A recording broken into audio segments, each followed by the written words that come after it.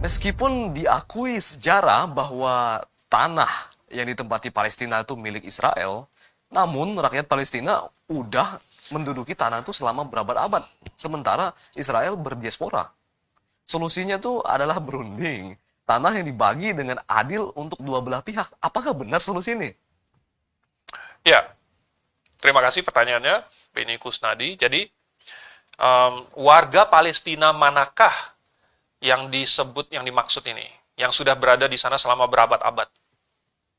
Ya, tidak ditemukan. Tidak ditemukan.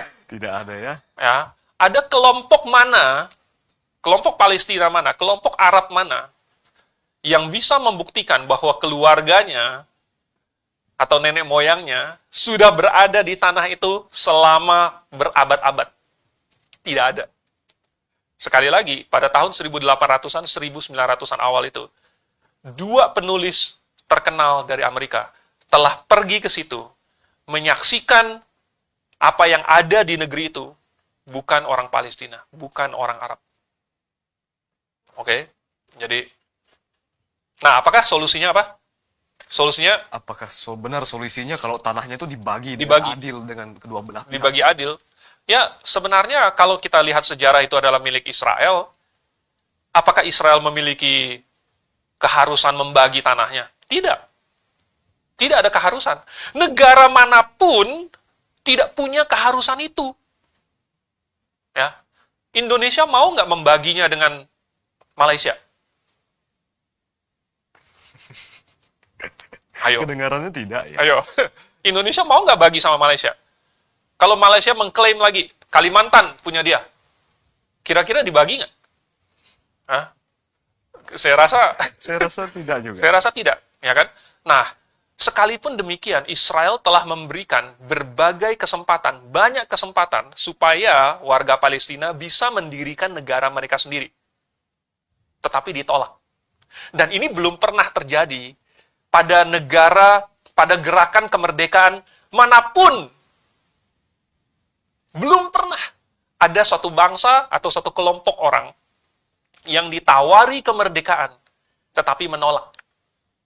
Ya, Timur tidak menolak, ya kan? Tidak.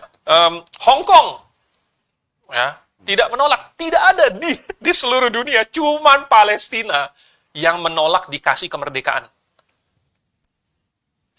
Itu kayak something wrong gitu. Oh, malahan sebenarnya ada lagi cerita, ya, tapi mungkin terlalu panjang, waktu kita sudah hampir habis. Iya. Bahwa sudah hampir pada waktu itu Palestina setuju pembuatan dua negara, ya, twin states, two state solution ini. Tetapi lalu kemudian Yasser Arafat di-assassinate, dibunuh. Sebelum itu bisa terjadi. Sekali lagi, secara historis ini sudah terbukti. Semua pihak yang menolak adanya dua negara itu selalu adalah pihak Arab. Selalu. Oke, jadi solusinya ini sekarang bukan memaksa Israel ngapa-ngapain. Israel rela, ya, demi perdamaian. Asalkan kalian stop menyerang kami, asalkan kalian mengakui kami sebagai negara yang berdaulat. Asalkan kita tidak diganggu-gugat, silahkan bikin Palestina. Terserah. Itu adalah posisinya Israel.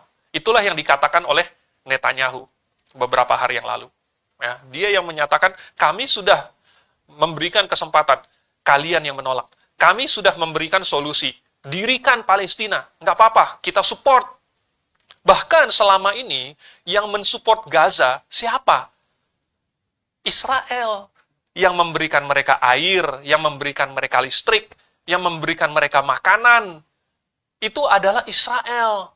Nah, sekarang ketika Hamas dari Gaza menyerang Israel, berarti memusuhi Israel, mau membunuh warga Israel, lalu Israel menyetop air, menyetop bahan bakar, menyetop listrik, lalu kemudian Hamas menyalahkan Israel. Nah, saya mau tanya, di dalam perang mana, siapa negara mana yang harus memberikan listrik, air, bahan bakar, bantuan makanan kepada musuhnya?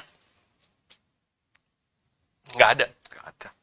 Tetapi mereka menuntut itu dari Israel. Nggak masalah, ya. Israel itu dianggap sebagai pihak yang harusnya memiliki standar moral lebih tinggi. Dan saya setuju.